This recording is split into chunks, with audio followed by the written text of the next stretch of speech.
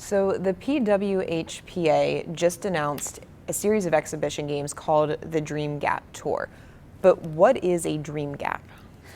A dream gap is quite literally the disparity between what little girls and little boys can dream to be. And right now in professional women's hockey, it's this missing link between being able to not only dream to make the Olympics, but to play and make a living playing professional women's hockey. You said it's a disparity between what little girls dream and what little boys dream. What was your professional hockey dream as a little girl? There was no professional hockey dream as a little girl. It didn't exist, and it pretty much still doesn't. And that's what we're fighting for. As a little girl, you dream to go to the Olympics, and that's a 10-day tournament every 4 years, and that's what you dream to do. But now we want to make this a career for young girls to aspire to reach and make money, make a living, and play the sport that they love. How did nearly 200 of the world's best female hockey players get to the point where they said, we are not playing in another game until something changes?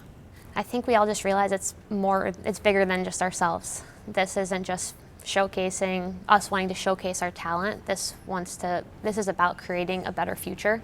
And I think we all saw that being part of something bigger than ourselves is far more important than playing one more hockey game. Is that what makes taking this year of growth, is this what makes it worth the risk of potentially never playing again? Yeah, it's scary to think about not ever playing a competitive hockey game again, but at this point it's not about us necessarily, it's really about the future and paving the way to make sure that without a doubt there is a career path for young girls to make a living playing professional hockey. You mentioned a career path and you mentioned young girls. You are actively involved with the next generation of female hockey players through your AG2 camps in your hometown. What is the future for them that you're trying to create through this Dream Gap Tour? It's hard to go back and coach and say, I play professional hockey, but I also work a full-time job. And I want to make sure that those girls that I'm coaching and hopefully giving advice to on and off the ice, that they really have a clear path to make sure that it's a profession for them and not just a side job. What does the current reality of being a women's professional hockey player look like?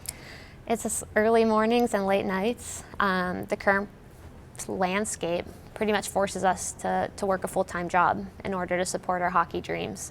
And you practice late at night, you're at work the next morning, and that's what you're expected to do. That's the only option. And we want to make sure that's not the case. And we want to make sure that every girl in a professional league is training and training full-time to put the best product on the ice. Is that what success looks like to come out of the Dream Gap Tour? Yeah, I think success really looks like a better future, and that's a professional league that is on TV. When you turn on the TV, you can see your heroes on a nightly basis. You see it with tennis, you see it with basketball, you see it with soccer now. That gap is still there for hockey. We do not have anything close to that in hockey right now, and I think that's really what we're all fighting for. A lot of people might see this as just more professional athletes who are taking a year off simply because they want more money. But that's not the case for your year of purpose, is it? No, not at all. We're not asking to make millions of dollars here. We're asking for a livable wage, the resources we need to compete and train at the highest level possible. We're asking for tape in the locker room, laces to tie our skates. We're asking for more than $2,000 or $5,000 for a whole season of hockey. We're asking for a full season of more than 15, 20 games.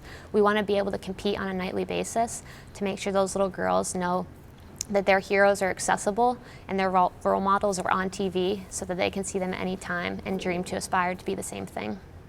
Prior to all of this, what was the landscape of women's professional hockey, and what were the conditions that led to you all creating the Dream Gap Tour?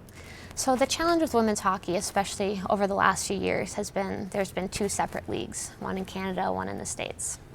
So the challenge there is already the talent is separated. We're already divvying up the top players across North America and even some in Europe. The conditions, unfortunately, were just set so that it's really a part-time side gig. It's not a full-time job. We're not training and competing like professional athletes. And that really has led us to take a step back and come together to make sure that this Dream Gap Tour is something that is really going to make a statement and really going to drive the entire game forward. How did it get started? The Dream Gap Tour got started as a grassroots movement from the players. This is something that players from US, Canada, Finland, Sweden all came together, and we recognized that we're stronger together, and to have these separate leagues, one wasn't better than the other, and it was just really time to all come together under one umbrella and make a statement that we're here to stay and that we're here to drive things forward, and we're going to fight for what we believe in. And what is it that you're doing with the Dream Gap Tour? What are you specifically showcasing to the fans? I think two things. One, I think we're showcasing the present players and the talent in order to build a better future, but I think we're also trying to start a conversation. This is bigger than playing a game on the ice a couple times a year. This is really about a bigger disparity in society, but especially in hockey. We need to close this gap to make sure that every little girl has the same dream as every little boy.